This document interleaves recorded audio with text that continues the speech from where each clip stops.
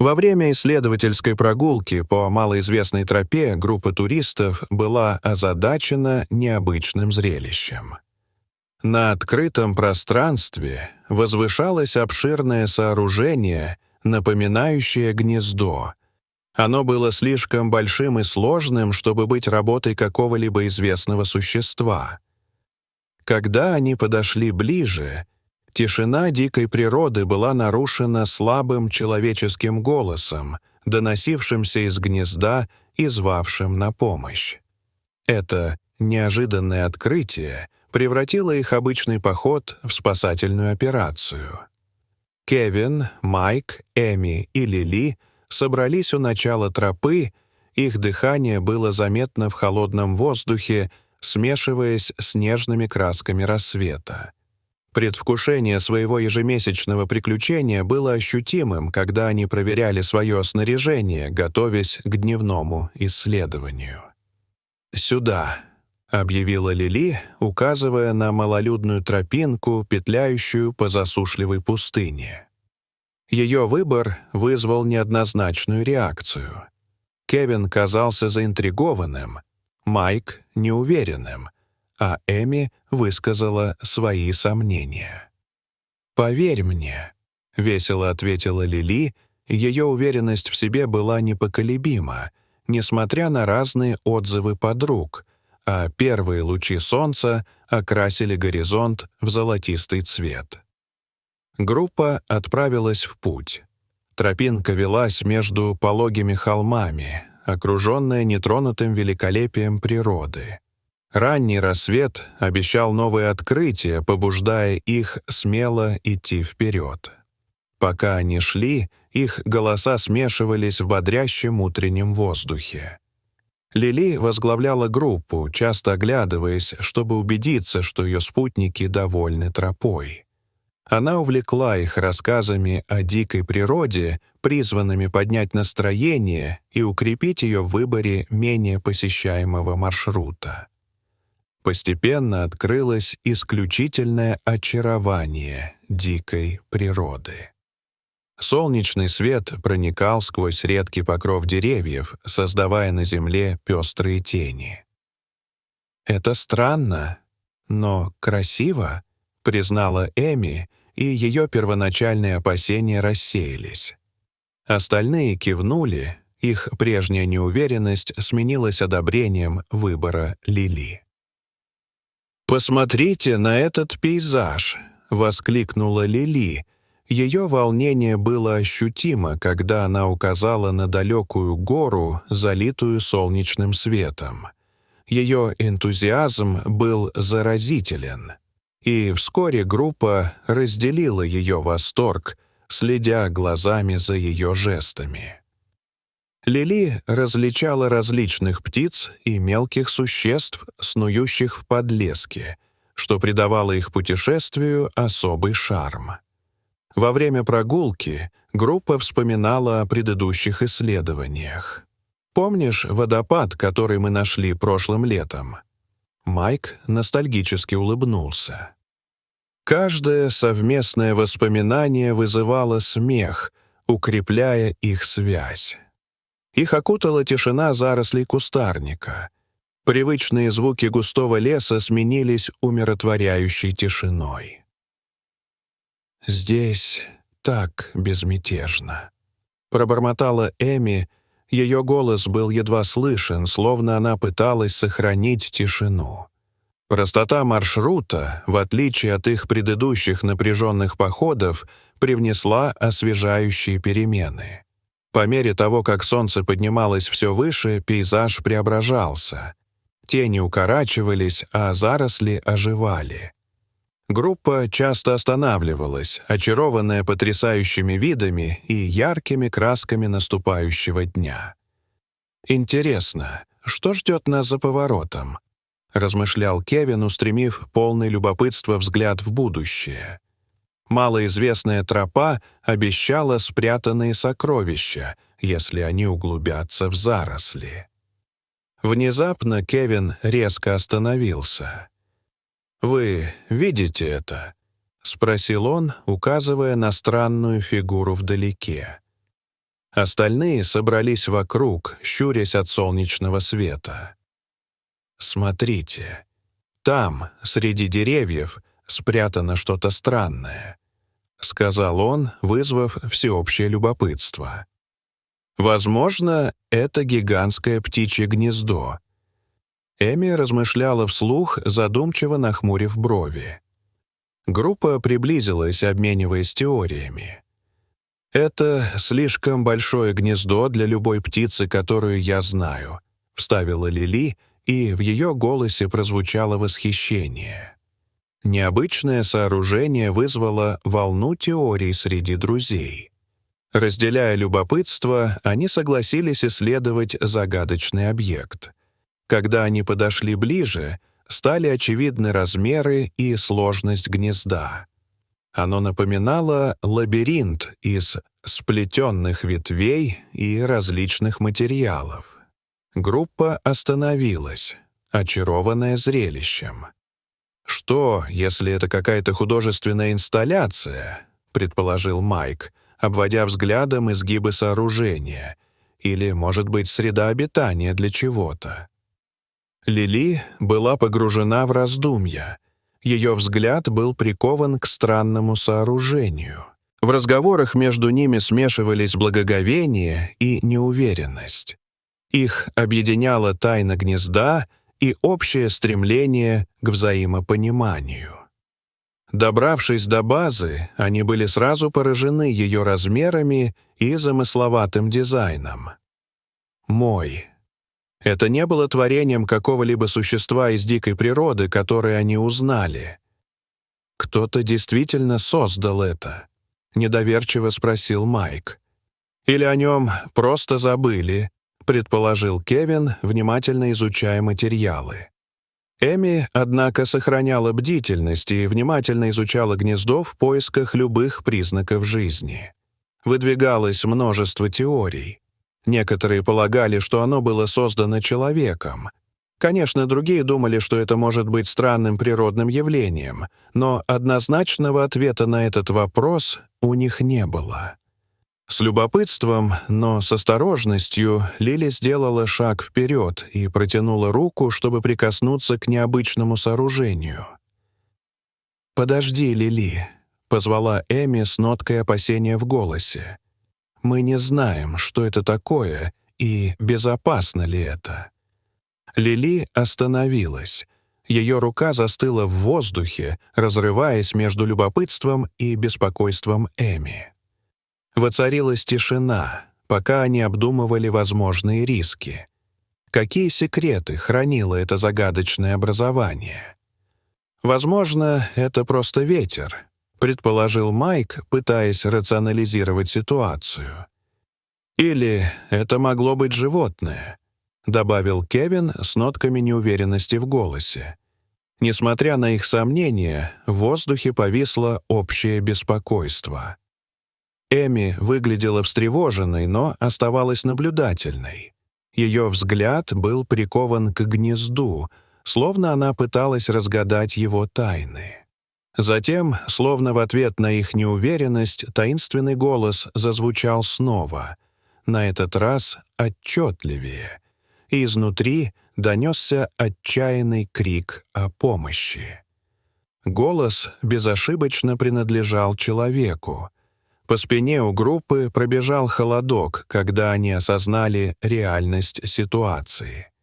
Вероятность того, что кто-то может оказаться в ловушке внутри, была слишком велика, чтобы игнорировать ее. Их любопытство к гнезду сменилось тревогой. «Мы не можем оставить их одних», — настаивала Эми. Группа настороженно переглянулась, и на лицах у всех отразилась смесь страха и решимости. Восторг от приключения сменился ощутимым чувством долга. «Мы должны выяснить, что происходит», — заявила Лили, и ее решимость отразилась на лице подруги. Они подошли к гнезду с новой решимостью, объединенные своей миссией.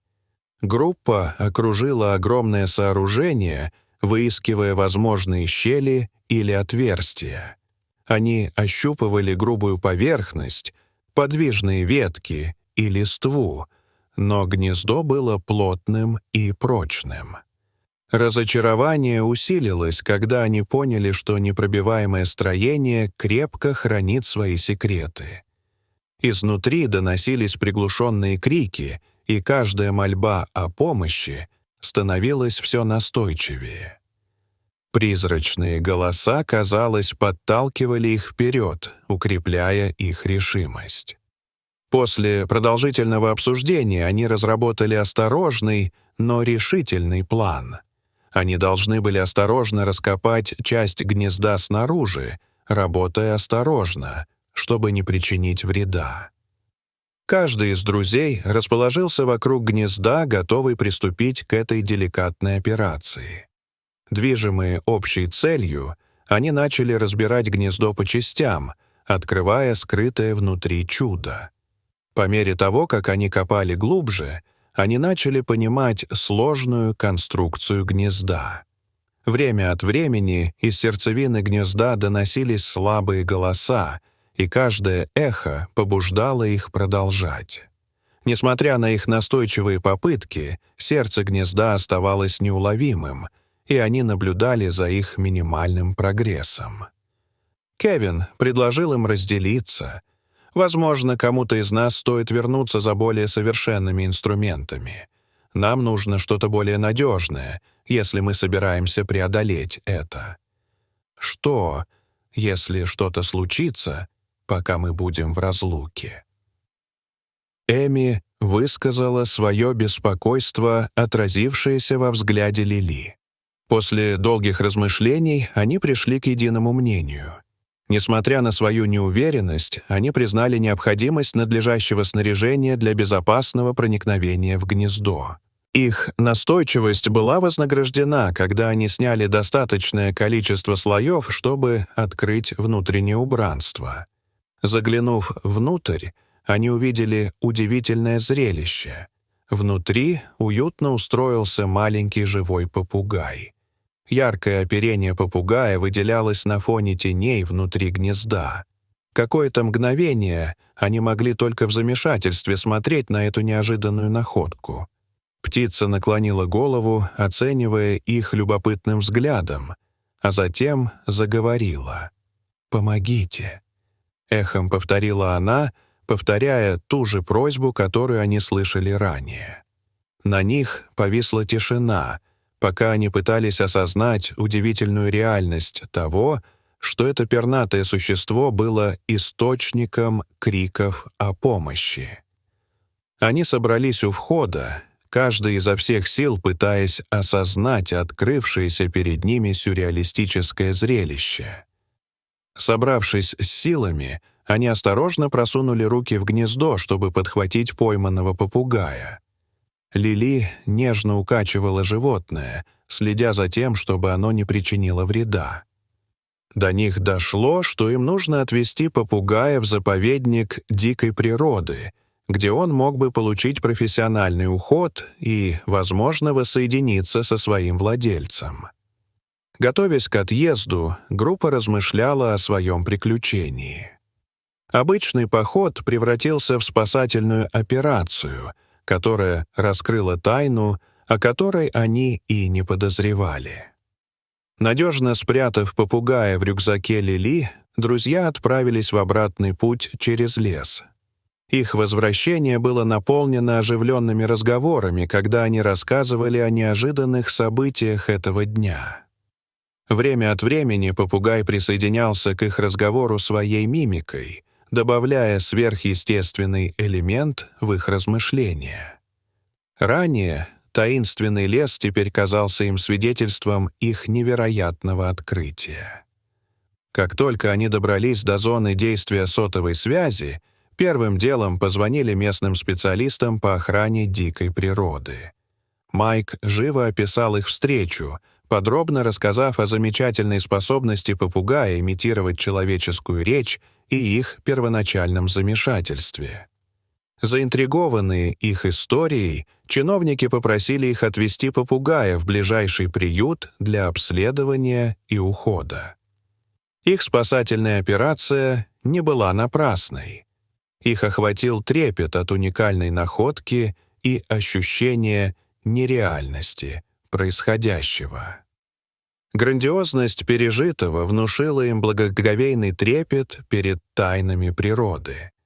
Прибыв в заповедник дикой природы, они обнаружили, что там кипит бурная деятельность. Однако, когда они вошли вместе с попугаем, в доме воцарилось спокойствие. Собравшиеся сотрудники заповедника были поражены яркой окраской птицы и необычайными вокальными способностями. Это чудо повторило первоначальную реакцию туристов, подтвердив уникальность их находки. Работник заповедника осмотрел полоску на лапке попугая. После краткого осмотра работник объявил, что птица действительно зарегистрирована на владельца. Это открытие вызвало оживленную дискуссию, и они начали процесс установления контакта с владельцем, приблизив группу к завершению последней главы их замечательного приключения. Как только были подтверждены данные о регистрации попугая, команда приюта быстро связалась с владельцем. Звонок был встречен волнами облегчения и радости. Владелец несколько недель искал своего потерянного попугая, и эмоции, которыми он поделился по телефону, нашли глубокий отклик в группе. Вскоре в заповедник прибыл владелец, и на их лицах читалось предвкушение. Они рассказали, как попугай, известный своей мимикрией, случайно сбежал. Было очевидно, что привязанность владельца к птице наполняла комнату теплом. Встреча попугая и его владельца была очень эмоциональной. Попугай сразу узнал своего хозяина, его веселые чириканья и фразы стали более оживленными, вызывая глубокие эмоции у туристов, ставших свидетелями этого момента. Их охватило чувство глубокого удовлетворения, когда они осознали, что вновь обрели любимого питомца и его хозяйку. Новость о необычной находке и спасении туристов распространилась по местным новостным каналам. Репортеры стеклись в заповедник, желая поделиться этой невероятной историей. Несмотря на первоначальные сомнения, группа рассказала о своей встрече, описав, как они приняли мимику попугаев за человеческий крик о помощи. Их рассказ не только очаровал репортеров, но и привел в восторг публику. Когда день перешел в сумерки, туристы нашли минутку, чтобы поразмышлять о своем невероятном путешествии. Они смеялись и делились воспоминаниями, объединяясь общим опытом. Вновь, обретя способность ценить неожиданные чудеса природы, они начали планировать свое следующее приключение, понимая, что тропы всегда будут полны сюрпризов и уроков для них. Если вам понравилась эта история, и вы хотите увидеть еще больше необычных приключений, обязательно нажмите кнопку подписки и включите уведомления.